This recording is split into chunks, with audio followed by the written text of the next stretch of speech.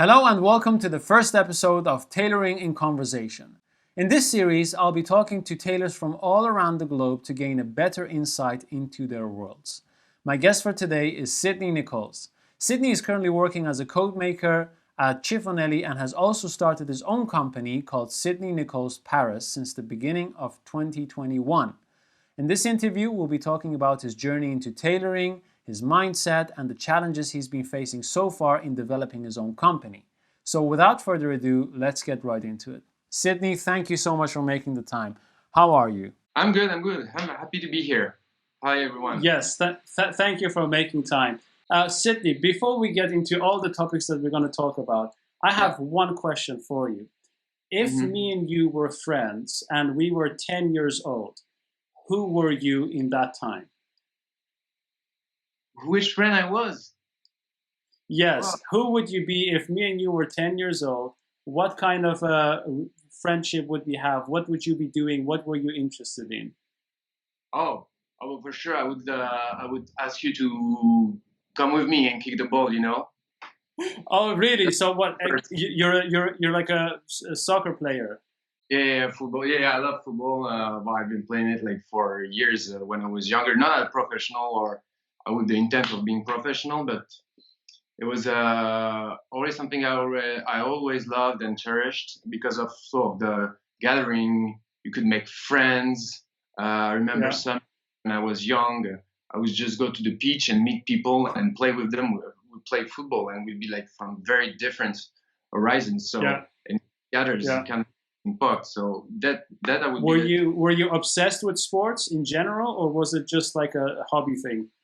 No, I'm pretty hyped up on sports. I love a lot of them. For example, like every time there's an international competition, whether it be athleticism, like Olympic Games or swimming, I would watch it because I just enjoy seeing the performance. You know, the athletes. It's such a commitment to what they do. Yeah.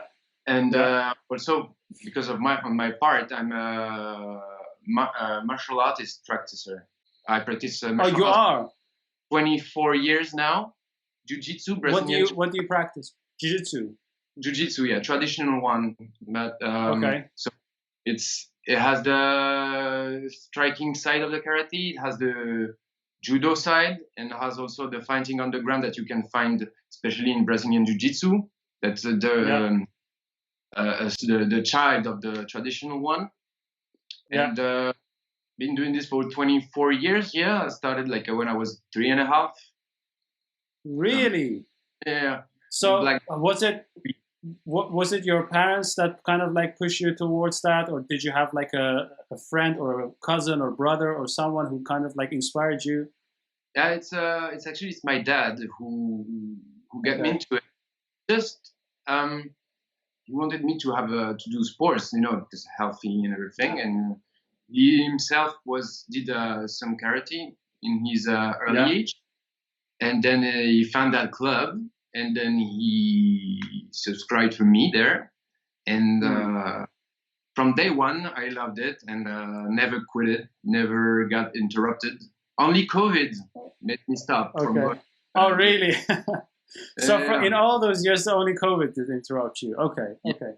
Well, that's insane. I guess if you are kind of like a sports person, which you clearly are, do you see some of that mentality that you have in sports and kind of like the focus and the channeling of the energies back into the work that you're doing now? Oh yeah. Oh, most definitely. Like for example, I'd say the main quality that comes out of the practice I have of martial arts is patience and the love for repetitive actions. Yes. Since I've been doing this since I was so young, my brain is modeled to be like this. And trying to do the right thing over and over again until it's good or ideal. That's a great skill, I think, because most of the time what lacks to what young people lack is the patience and kind of like anticipate the bigger picture, you know, and every steps will go towards this, and you can't go through all these steps if you don't have the patience to make them each one after the other. Yeah. Well, talking about steps, because I think there are some great things to talk about, especially with the mindset that you're having. What was for you the first step in tailoring? When did it happen? How did it happen? Because you're this football playing kid, and then you're also a martial artist. What happens to you that you think that's an area that I want to develop and I want to get into that? Yeah, it's very interesting because I didn't expect it to be a tailor when I was young.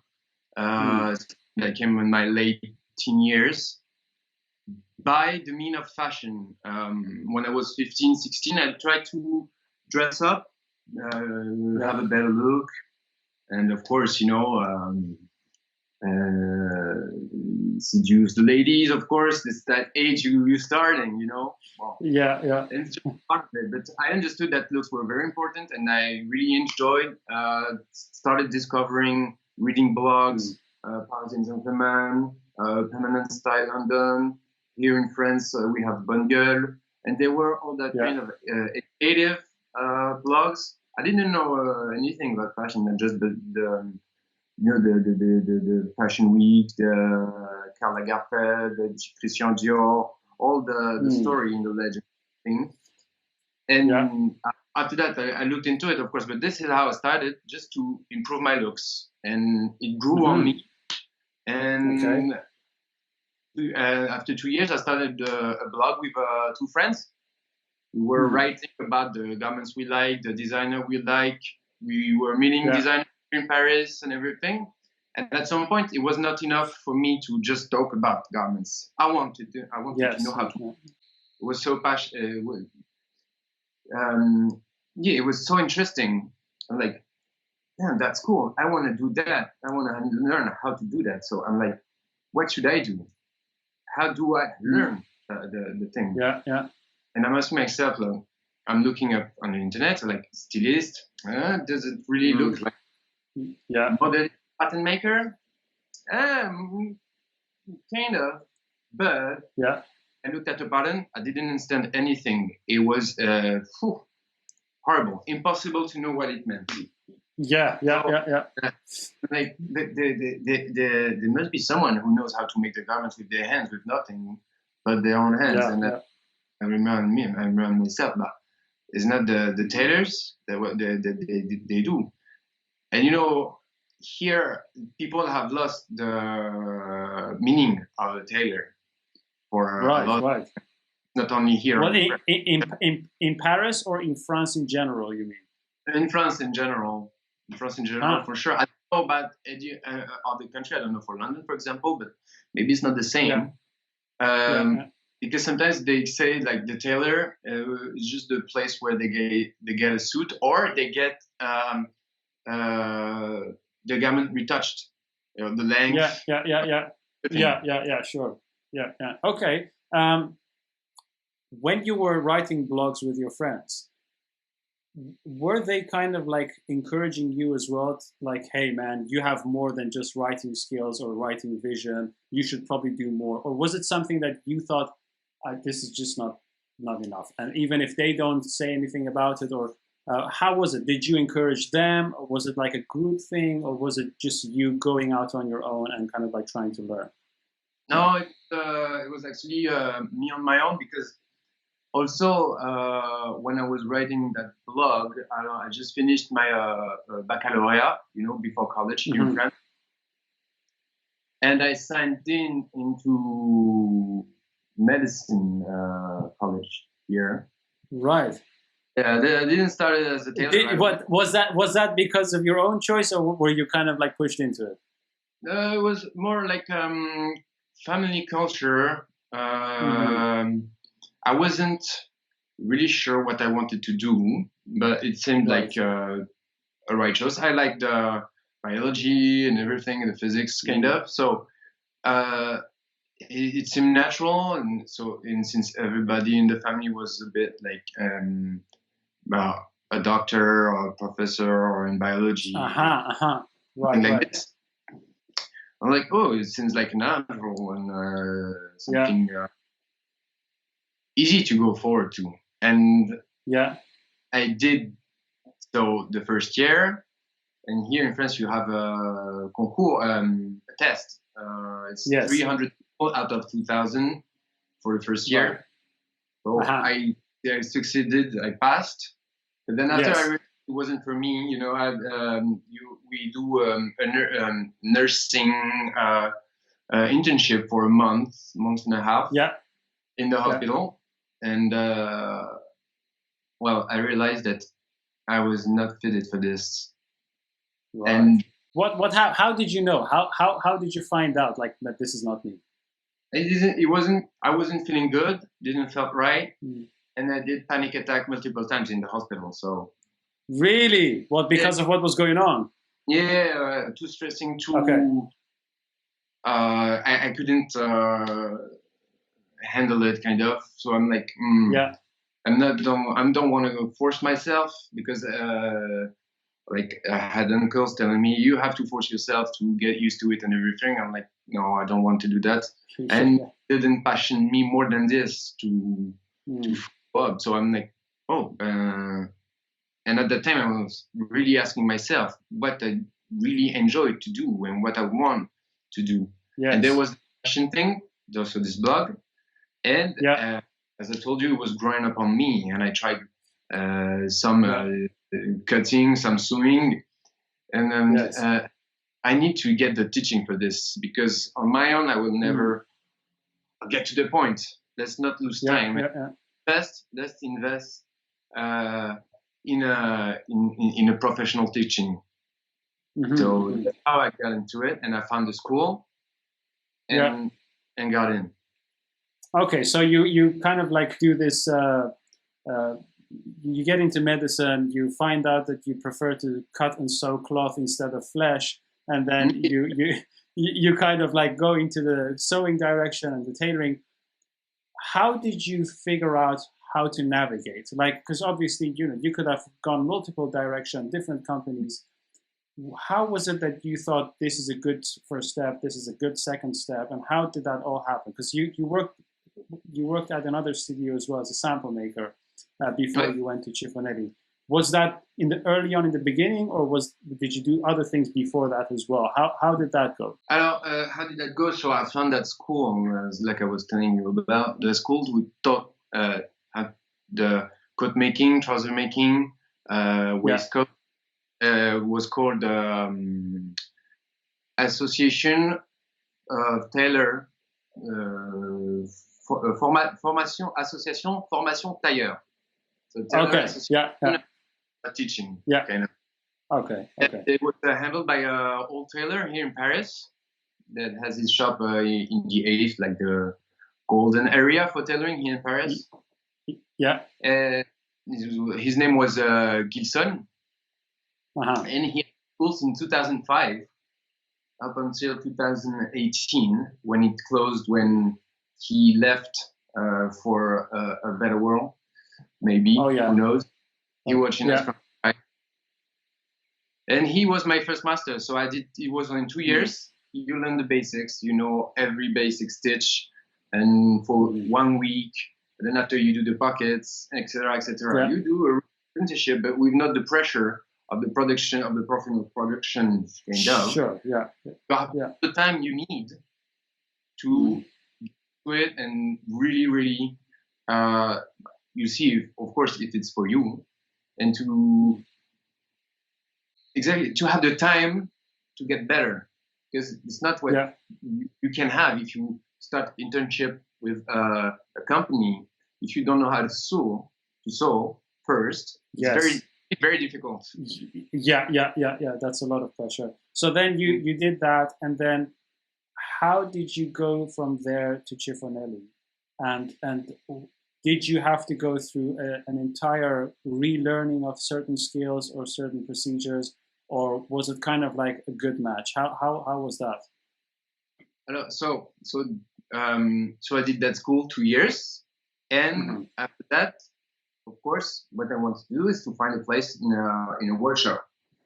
Yes. But from what I've heard from the people, that was 1 year after senior year of mine, and some became friends, and I realized it was actually not that easy to get Yeah. into the workshop, even if you had like this 2 years of practice. Yes.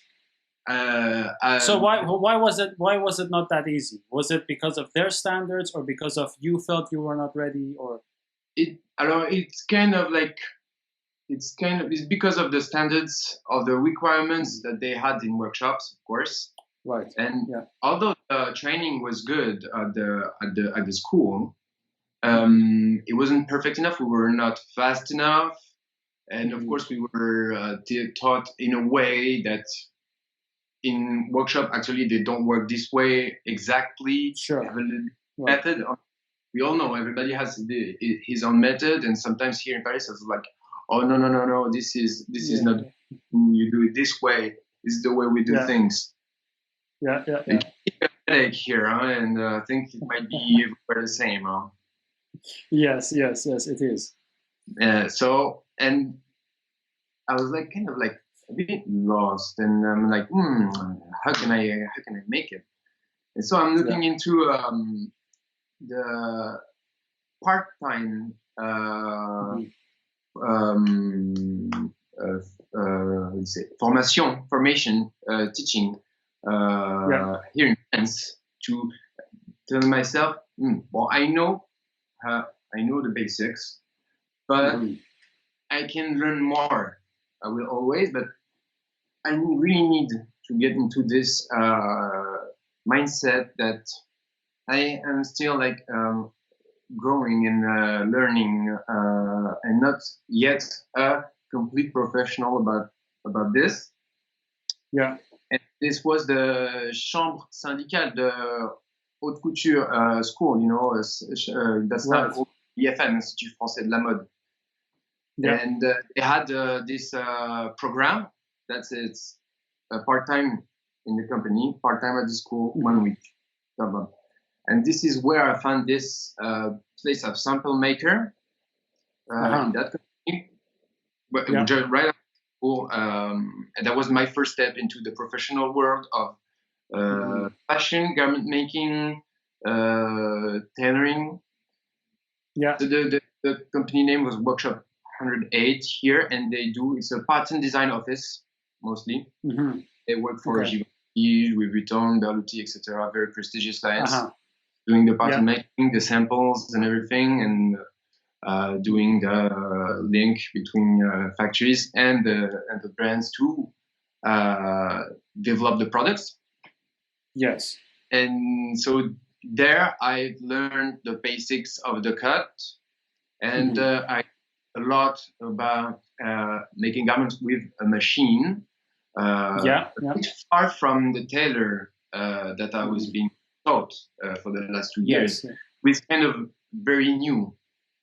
Mhm. It was a difficulty also for me personally, so it didn't uh, end up continuing in the long term. I had to leave, Yeah. and this is where I got back to Sifonelli, and Okay. because the dean of the program at the school told me, oh, there's someone leaving Sifonelli right now. She's in the same program as you, but 2 years Uh-huh. before senior year, she's gonna end a contract, and she doesn't want to stay there. You should go there. Yeah. This is how I ended up at Sifonelli. Okay. Okay. So when you went there, uh, did you have the feeling that, man, I really need to work hard to kind of like get to the standard here, or did you felt like this is a place where I can be comfortable learning things, challenge myself? How did the whole entering Chiffonelli went for you? Alors, it's very funny actually. It was it's the old way. I got in. I knocked on the door and stepped into the office. So. Yeah, yeah. And there was well, I didn't know anyone there. There was someone, and I'm like, here. I'm like, "Hi, I'm in this program at this school, and I have to finish this program, and I'm looking for a workshop to work with." And he's like, Yeah. "Oh, with anyone from school?" I'm like, "Oh, you sure?" I'm saying this is just alternance and it's, back and forth. And say, "Yeah, no, we're not interested." And then comes in Madame Siponelli, the grandma of Siponelli. Uh-huh. Yeah, Okay. the daughter of Arturo Siponelli. Yeah, yeah. Comes in and she says, "Oh, what is it?" And I tell her what I'm here for, and she told me, "Ah, yeah, no, we're not interested in persons from schools or nothing." And I tell her where I learned the craft and whom I learned it with. So I tell her, "Oh, I've learned this with I've been 2 years with Mr. Gilson, and Yeah. why didn't you start with this? You do a test, and we tell you if it's good or not." Yeah, yeah. This is how I stepped in, and then I did. So it was supposed to be 1 day and a half. It ended up being 5 days. They kept on telling Nice. me, "Oh, come back, come back, come back, come back." And Yeah. when I did the test, actually, if I didn't had that year as a sample maker in that previous company, I wouldn't. I don't think I would been able to step into that workshop because the level is very high in terms of precision and also rapidity. It's very very fast there. So you have to you can't be left behind. You can't go slow. Yeah. You have to improve your speed right at the moment that you step in, and that's how, and thankfully I was able to do that, and they agreed to sign the contract with me for this apprenticeship that I finished a year and a half later before they offer me a position. Okay, so you were there as an apprentice as well for like 1.5 years, and then you were full-time employed. Exactly.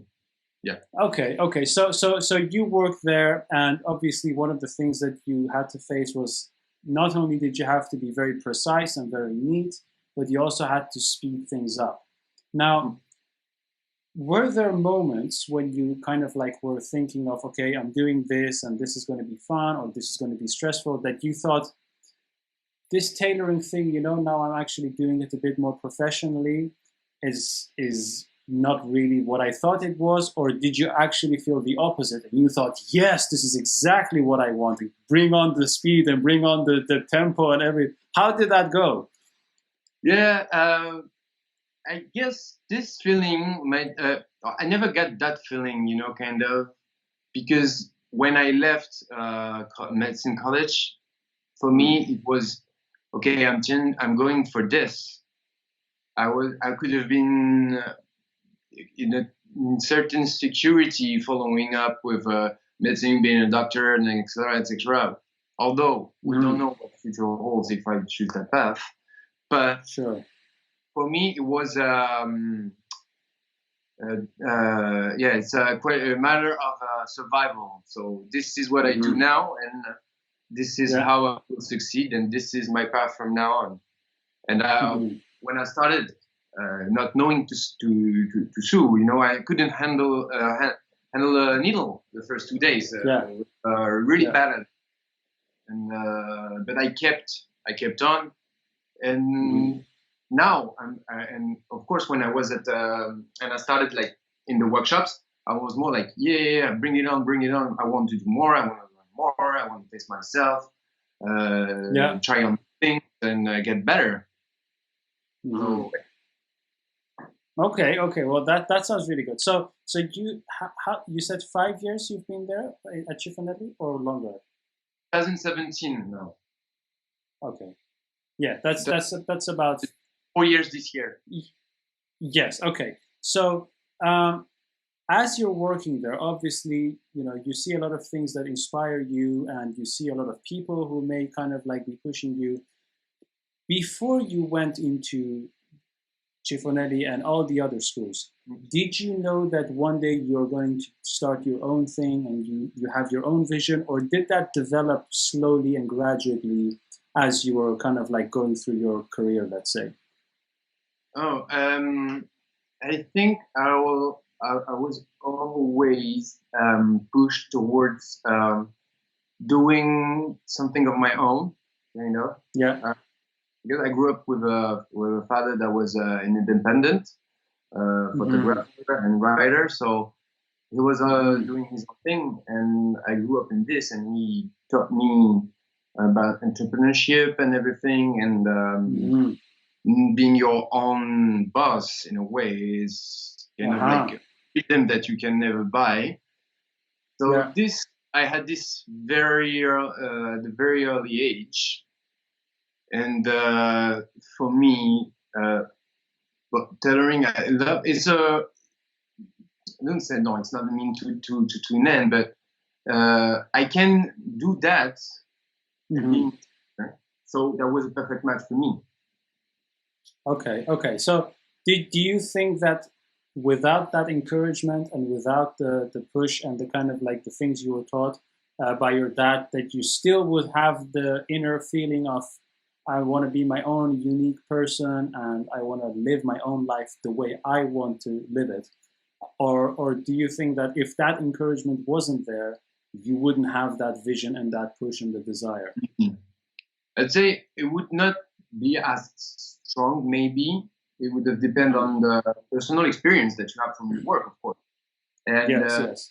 For me, from all of what I experienced, it only encouraged me to go even forward with it. So it was a confirmation always. Yeah. So it grew up on me. It would have grown on me too if I didn't have the teaching, but I had the mindset before, so it was only reinforced with the experience. Yeah.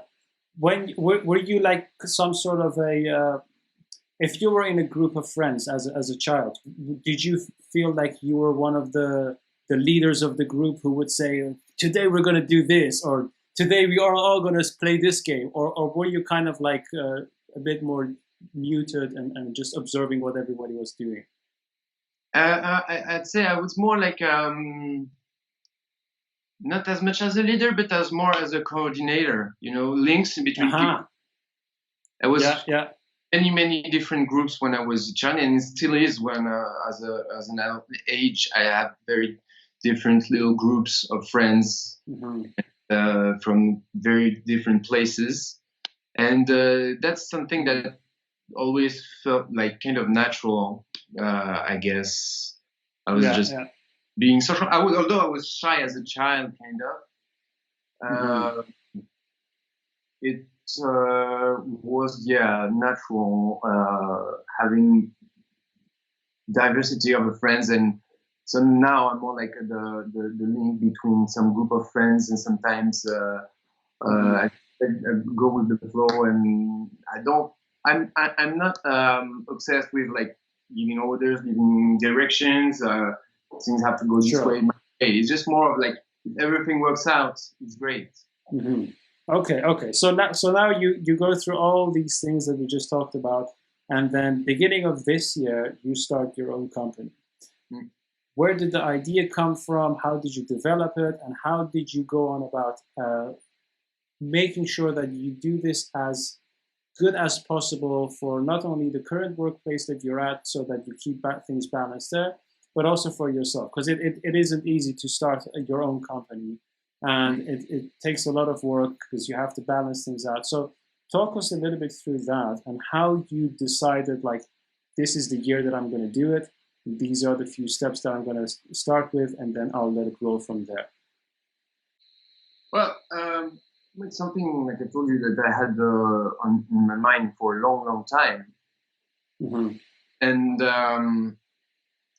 the thing is, I started this year, for example, because at some point I told myself, well, I would love to like have everything perfectly planned, perfectly organized and everything, and sure that, okay, this is it. I have the business plan all set up. I've never did a business plan. Maybe I will do one day.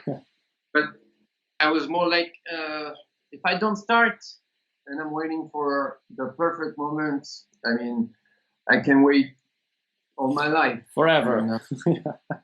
Yeah. You know, I was more like, let's try and we'll see where I can go with this. So this is why this get me doing it this year, and also, had the feeling and in my gut that I shouldn't wait more time, because I see things also develop in the menswear, tailoring, sometimes, and things like, I've seen many things over the past 3 years. They're like, oh, this is something I thought about 3 years ago, 2 years ago. Yeah. What the hell? Waiting for, that kind of feeling that really pushed me to start. Right. And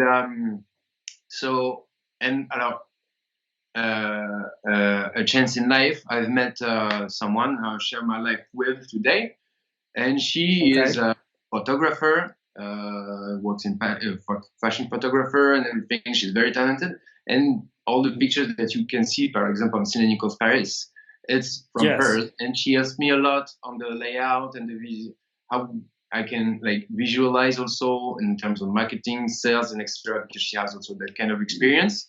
So, and I realized also that exactly what I can't do everything by myself. And this is also something I realized. Maybe us as craftsmen, I don't know if you have that or any other person have that, but and tailoring is very, very demanding because we produce the highest quality of garment and that you can think of. Is couture for sure. It is haute couture. So this is very demanding technically, and so all those resources that you take from yourself, your energy, your time to think on that, is less time that you can have for other things. And sometimes it's very difficult to lift your head up. Man, you can be in a tunnel and just doing your craft, even if you do one marvelous things.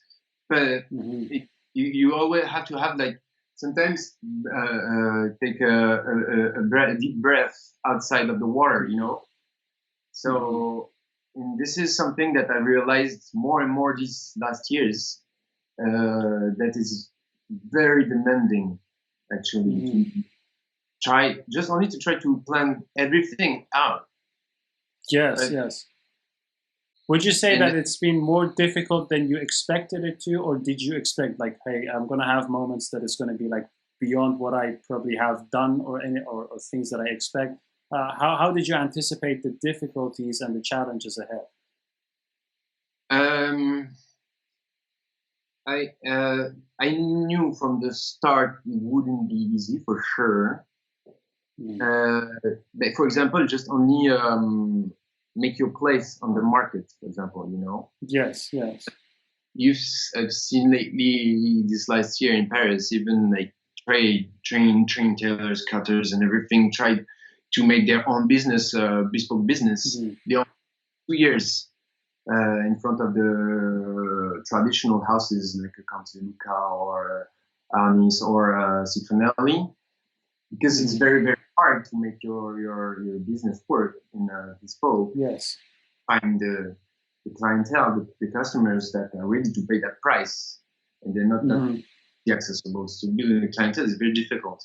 And so already start with this, it's actually already hard to plan. So how can I translate it? And I don't want to do made to measures. Right. So you do purely bespoke, right? You do purely bespoke. Yeah. And only bespoke and my own made to measure also. It's something that I'm still working on, and implies a lot of patterns and work and preparation. Amongst other things. So how do you make your how can you sit at the table? That's kind of the first thing I confronted myself to. I'm just starting actually to test this for real now. We'll see. I think I have to give it like 6 months or a year to see how it grows. It has started nicely right now. So there's a lot of hope and excitement to come, and actually very very bright. I think we'll see. And there's of course other parts. It won't be, for example, bespoke. I have also the idea of having some ready-to-wear pieces, for example, shirts, the suits, which makes the most sense, and pattern myself and everything, the style, etc. So, and also, exactly. So you have to think also the changing the suit making business. Not saying that it's going to be a revolution, of course, but not as an old tailor. We do. I'm only going to do my suits and everything. To think that you're going to have actually to offer more of an experience, a complete wardrobe for a man, and not only suits and paired jacket and paired trousers. No accessories, yes, of course, ties, taste. But so maybe it's something that maybe I'm going fast forward, but is that the tailoring industry, as we've known it, like for decades, for new people starting a new business, I don't think it would work unless you have a full book of a dress. But, I don't see that, like, for example, the models that the houses that we all know or that we've been working with, that we can reproduce exactly the same. We have to think of something else.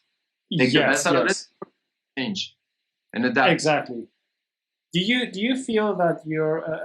I'm asking this because it's a bit of a kind of like a vague line in our industry. Do you feel that there is a difference between? Let me see. How can I phrase this? Do you see yourself more as a craftsman or as a designer or as an artist, or is it so that for you there is no difference between them? It's just how much do you add to one or the other? Yeah. Oh, I didn't think about this that way. For example, like adding to. But I would say more the second part that you said. You have to be in all those kind of fields, and you can add the business side also to it if you're running your own business. So have to balance kind of on everything. Exactly. You can't be the only one person doing one thing if you want to create something. Especially when you start, you're on your own, and if you have the luck to find, for example, associates that can also do their part and they're looking towards for the same goal, have the same vision. That's great. That's amazing. But it's at the beginning, I think it would be almost unrealistic until you get people to believe in you, to follow you. When you can focus only on one thing. For example, like Ed said, he was working for Chanel, Fendi, etc. Because he could only focus on what he did best, and he doesn't know how to make a dress with his hand. He knows basics, of course, and he knows also all the craft that there is. He was a genius, so I think he would know almost as well as his master seamstress that were there. He just couldn't do it himself, but he knew, and he was always asking and wanted to know. And he said that I'm doing this because I can focus on what I want, and I don't do business. I don't. I focus on the creation, the style, and everything, and that's it. and he's right. Even though you multitask, it's only limited. You can be good on many fields, but you won't be at this level if you try to do everything at the same time. Yes, yes, yes. How would you describe your style best? If you had to describe your style, if someone says, "Hey, there's this guy called Sidney Nichols. He's started this company," and then the other person says, "Well, what is his style like?" What would you say? Oh, I mean, if you want the boldest jacket, come see me. Or this, I'm ready to. I'm ready to try anything. For example, like this one with the shoulder. I don't know if you can Yes, see. yes, yeah. Yes. It's between the. But it's a interpretation of the gigot with the volume. It looks like also the Napoli how they do in Italy the spalla of course with the little I don't know how you say it in English. I'm not sure. Pleats. Right? Yeah. It's like because you have that length, too much length inside in the sleeve head, and yes, I think I actually it's because I would say my style would be whatever you like, of course, but there's for sure. I want it to be fun. I don't want to be doing the same thing over and over again, for sure. So what I do is I try to create models to show what I can do, what I can propose as a style. The big thing is like you have to win your followers with the style that you propose in terms going toward that goal, and not everybody that orders, for example, like a bespoke suit wants full tartan suit with special shaped pockets or exuberant shoulders and everything.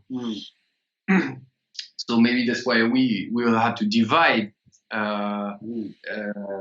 tailoring from the idea of like it's just business suits, it's just has to be classic, has to be strict and extra, it has to be fun, it's clothes. Why do we dress? Personally, I dress for pleasure, and it's great. So the style it can be many things. It will mostly depend on my mood when I create something. Can come from a detail from somewhere. A fabric, of course. Fabric is mostly how I do my things, but also history. If I like, you can like some. I like Japan, the history of Japan. Of course, it comes from my heritage, let's say. Yes. That's why, for example, I created this coat that's inspired between a samurai armor and the Napoleonian details, for example. This is what I like. This is what I would say my style is. It's a mix. I mean, I can't really put a name on it yet because, of course, it's still young, and I think with maturity, it's gonna develop a lot too. So I have the basics right now, and it's really difficult for a tailor to know this is his style, this is that, this is that, this is that. Yes, because it's a broad spectrum. That's the thing, and certainly from your designs, they seem very diverse, and like you say, you gain inspiration from the outside, and you look at things, and you're like, hey, I can turn that into my own thing. But you also have your own inner inspiration and your own boldness, because you don't look like a boring person at all. It's like if someone goes on your Instagram, the first thing they're going to think is like, this is one hell of an interesting person. And you can see that into your clothing, into the way you dress, into your look. So how would you say that, and this is a bit about your training that you had in martial arts, and the encouragements that you had around entrepreneurship, but also the training you had. How would you say that in order to go from apprentice to someone who has his own voice, right? Because when you're an apprentice, you just do what others tell you and you have to be disciplined. But then making the transition into becoming your own person, what do you think are the most important things for a tailor to understand and to learn in order to be able to make that transition? Because you seem to have made that transition quite naturally. When I look at your work, it doesn't seem like someone who's trying too hard. It looks easy for you, I look at the designs and I see, well, they all look original, and you are very comfortable with it as well. So there is something I think you have in terms of mindset, but also experience. And if I would ask you, what would that be? What would you say? It's maybe started with when I was at this former company. Mhm. So and the boss there had a lot of experience, one of the best pattern maker in the world, I think. You could easily say that. And he also did some, of course, some styling through his career.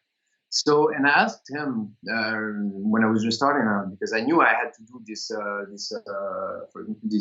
piece of cloth the end of my apprenticeship to confirm it, to do the test. And it's like, how do I start creating something, some new garment? I said, well, it's very simple. You just do what you like, what you think is right. Oh, is it that simple? Yeah, it's that simple. And that you just, the only thing you have to do is nourish yourself, learn about the history of fashion. This is was also a very important thing into my journey when I was at this at this program at school. We had a history of fashion professor that would tell us the history of fashion, and it was actually really great. And that was the most inspiring class actually that we had. That it kind of like reconnected me to the college years I was. He was there. He was just talking and going through lesson, and you would write, and I was the one bone because I was used to it. I almost write everything that he said. And this is what I thought was the most inspiring class, and because this is where you learn what has been made, who has done the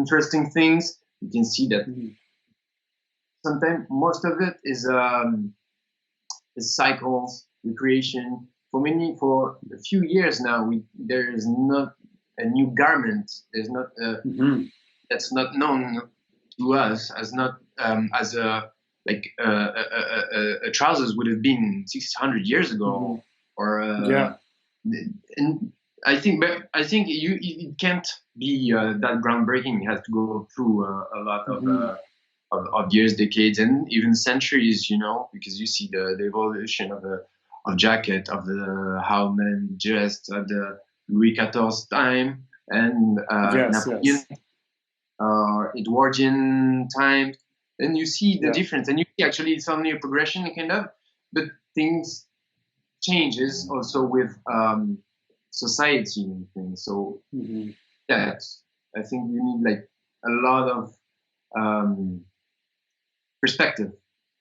Yes. It's very hard to have actually, and so you have to really dig in the history and trying to find what you like and make it accord it to your vision. And of course, how to do that is only about the thing that you like you told me. Only keep what I like and what I found interesting when I do my design and do my thing. So from the apprentice that was just learning to do how to do big lapels and nice color with various color and everything perfect. I also wanted to do more. well, if I'm here, I'm going to the for the maximum that I can do. So let's Mm-hmm. see. With this, I can try this, Mm-hmm. and also it's because I've learned how to do the basics. Of course, if you don't have the basics, it's not. Sure. You can't make it actually, Mm-hmm. especially if you do it at the level of craft that we do. And Yeah. for over the last year, my most where I did the most progress was on attaching the sleeves to the body, which can be Uh-huh. it can be the trickiest part of a Yeah, jacket, yeah, you know. yeah, yeah. And Yeah. because it's the most working part of the body also, and it impacts Yeah. the look so much. So you have it encompass everything. So and Mm-hmm. it's been 2 or 3 years. I was having headaches with sleep, but last year something Mm-hmm. stopped, and then I found that the progress like skyrocketing. Right, right. Basically make sure that you are technically capable. Make sure you have all the information visually that you need, and somehow you follow your curiosities, even if you don't know where they're going to lead you, Yeah. and then make sure you can all bring it together. Now, you said something very interesting. You said you talked about sleeves. They're one of the difficult parts. Every tailor will tell the same thing. You know, it's like what the hell? It's almost like an enemy of the tailor. You know, how did you deal with that? And was it something that you had to kind of like work it out most of it yourself, or was it some like were there people you could go to and they could say, well, this is how you do it, and then that's how you do it, or was it like a fog? How was it? And how did you make sure that you didn't get demotivated? Because I can imagine if you're working for 2 years on something and it's not becoming what you want it to be, even though it may look good, you're still not happy with it. How can you prevent from being like, man, I'm done. You know, this Mm. is I'm not interested anymore. How did you go on about that? Um. So when for the sleeve jobs, for example, I Yeah. was struggling, and I'm like, bon, I'm stopping. I stop it right now. I'm just gonna ask Mm-hmm. someone that knows. So I go to the workshop, Mm-hmm. the guys that do the sleeve in the workshop, Yeah. and I re do with them like the process. Mm-hmm. How do you do it, like traditionally and everything, and Yeah. make sure that I understand how it works and everything, and also on the pattern for sure. So because one of the worst thing is when you Mm-hmm. cut your thing and you just go for it, and when you start, you have your lines and everything, but you have to understand why they are here also. So Yeah. Yeah. this is something I understand this last year, and they've been Mm-hmm. helping me to make a sleeve right at the Mm-hmm. basics. And also sometimes there was some alteration I did, so for some persons that would ask me, and they Mm-hmm. would ask I shorten the sleeve with the around here Yeah. Yeah. from the armhole. Yeah. This helped a lot, you know, just opening the jackets made by or it was Caracini, di Camzeluca, some of Mm-hmm. Smalto. So a lot of particular shoulders also. In in opening them, that you see Mm-hmm. how they made, how they make it, and Mm-hmm. where everything has to fall, kind of. Mm-hmm. And for the creative parts, after that, once you have that, you be sure to well, not master it, but to have enough control over it, and Mm-hmm. enough skills to do that classic stuff. Then you can start, of course, going to the more experimental Yes. work. Yes. And but sometimes the experimental work that I've done they're not like it's not random, but almost. And in the moment, I didn't expect them to come. Yeah. Aha. So it was like an accidental discovery kind of thing. Yeah. So for some, for example, I have a bolero jacket that I've made that is like the shape of the cuff is not doesn't fall straight. It has this little shape like a, uh, a foot, you'd say, like a concave line. A concave line. Like it's I'm doing a little drawing. Up. That's good. Mm. So, for example, the sleeve is like. Okay. You know? Yeah. This is this is the velvet contrasting part, but this is the shape of the sleeve here on the wrists, and this is something that I don't know. I was just with making the sleeve. I'm like, I want to make a cuff, but I want to make it different than the regular cuff that I've already done and that I see everywhere. So I was thinking of a mousquetaire cuff, but I'm like, on a shirt, on a jacket, can be too bulky, can be too much, and I just take the chalk and then see the line and then do. And that was it. Yeah. It happens. It's not. It doesn't happen a lot of time. Huh? It's more the 1 or 2 time thing, but sometimes it can happen like this. And it worked out well. But sometimes it is. And I'm tired. I think it was midnight or something that when I was doing this. So more surprising, you know. Sure. Yeah. Sometimes, it's just sometimes it comes. Sometimes it gives you a headache. You just leave it, and you go back after. You go back to it after. But for sure, when you're struggling, I would say you have to go back to the basics, and get back on the ground and to learn how to walk before you fly. Exactly. What would you say for now within your own company and your own designs and your own work? What is the most important thing for you now that you're focusing on and that you'd like to develop the most?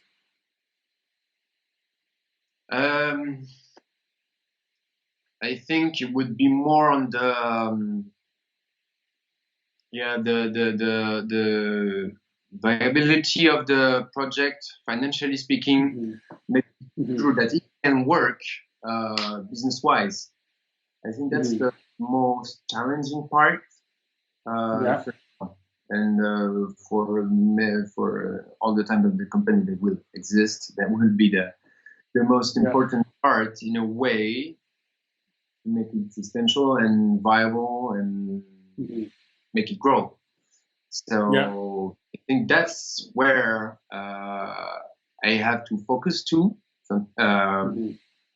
as much as the design or the making of the clothes. Do you find that you have enough time to do the making, the thinking of the designs and the business part since you started?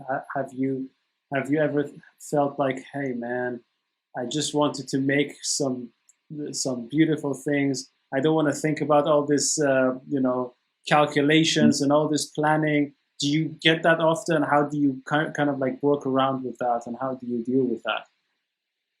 Yeah. So exactly, it's very difficult. Like what I will do when I'm working, and if I want like to get insights or have an idea about business or know what other people that have succeeded. I listen to some podcasts, like just refresh the mind and think of something else. Yes. From working. Actually, I think I will have to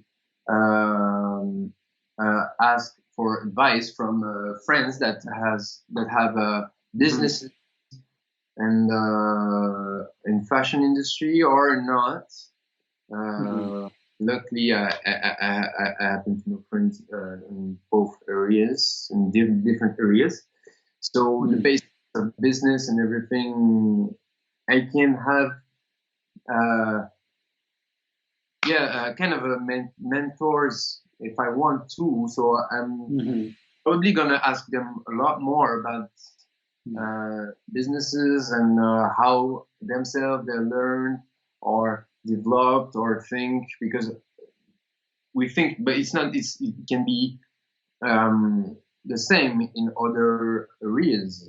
If you know how to make a code, and great at making code, but you make a code, but I don't know. It depends on what you do, but you have also to sell what you're doing. Yes. You're putting for one specific purpose, but that has to be sold to someone for him to use it. But you have marketing, that financial part, and etc. etc. So I'm sure that there's like things that are alike and that can links, and there's parallels to be drawn into both of the fields, even they're not the same at their core. There must be some similarities for sure. So that's what I'm. Actually, I'm gonna probably ask about experience of the others to grow on that. Okay. Sidney, where can people find you and approach you and kind of like get in contact with you in the best way possible? And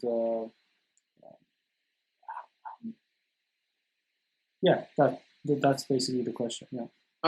But to reach me, it's easy. There's my two Instagram, or there's my Sidney Nichols. It's my private one, but you can reach me also through Sidney Nichols Paris if you have any question, whether it be for something, or for questions about the tailoring or my insights or something like this. I'm curious. I like to discuss sometimes. And for example, like I just started a company. I have no office. I have no workshop. I had 5 people asking me for internship already. Oh yes. Okay. What did you say? Yes. I mean, I said I would gladly do it. Some are like internship with schools, so it has to be legal contract, insurance, and everything. So it can be hard, and have to do a different defined amount of hours. And with me working on my own, it's not that easy. And I'll see if I can. I will, because I love to transfer. Very nice. And this is something that lacks today in the tailoring, especially the lack of transmission to young people that are very interested in, and they are like they can be disgusted by it very fast, very easily. And that it's a shame. So Nichols Paris on Instagram, and Sidney Nichols. Also. Okay. Well, you seem to have a passion for teaching as well, which is fantastic. You know, you have the vision for your company. You have the technical abilities. You have your own voice. You're carving out your own piece. And you're also willing to share that with the world, which is just the greatest gift that a tailoring industry can have, is someone that is willing to do all of that and is curious to expand his own knowledge as well. So thank you for making the time, and I think I really look forward to do another interview, probably like in a year's time, in maybe 6 months' time, depending on where you are, and we can then talk about the developments of your company and all the good things that are happening. So thank you for your time, Sidney, and we'll speak soon. It was great. Thank you a lot. Bye. And that was Sidney. I hope you all enjoyed the conversation. If you'd like to see more of Sidney's work, you can follow the links to his Instagram pages in the description of this video. If you have any thoughts or comments, please let us know, and we sure hope to see you again in the next episode. Until then, bye-bye.